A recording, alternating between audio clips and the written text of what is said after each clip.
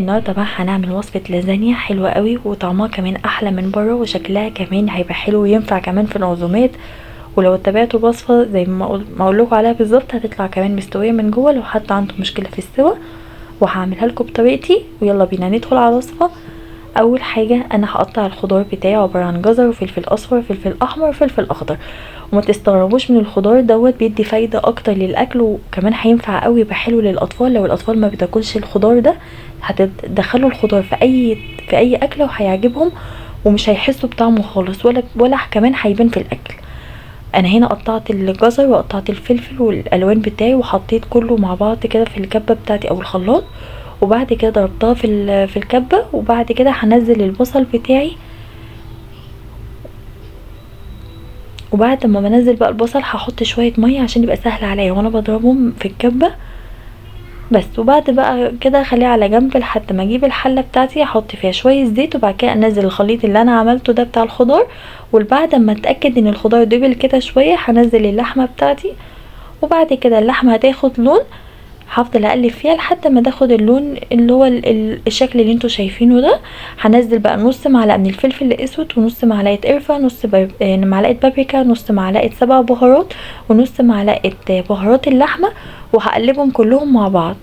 والملح بقى على حسب الرغبه عايزين تحطوا بدل الملح مرقه فوريه تمام بس يعني ده حاجه ترجع لكم.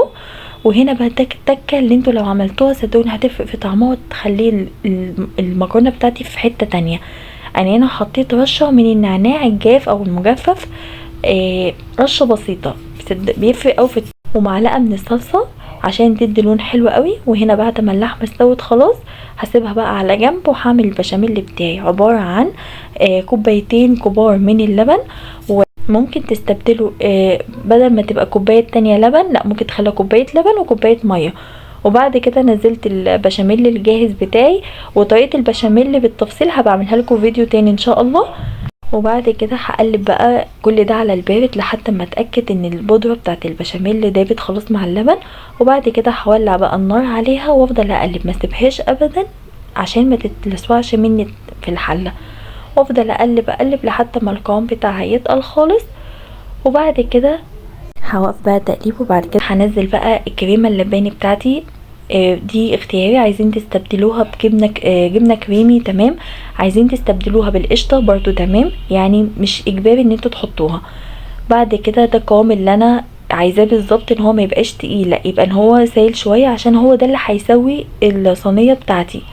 انا هنا جبت الباريكس بتاعي وحطيت يعني مثلا كبشتين كده من البشاميل. وبعد كده بعد ما اعمل خلاص البشاميل بتاعي هجيب المكرونه بتاعتي وهنزلها في الصينيه بالشكل ده. ولازم زي ما انا قلتلكوا ناخد بالنا ان اللازانيا بتاعتي او المكرونه بتاعتي مش مستويه فلازم ان انا اكتر شويه من البشاميل. انا هنا بقى بسوي خلاص اللازانيا على شكل الصينيه بتاعتي خلاص. هحط بقى كبشه من البشاميل تاني ومكرونه وبشاميل ومكرونه وبشاميل.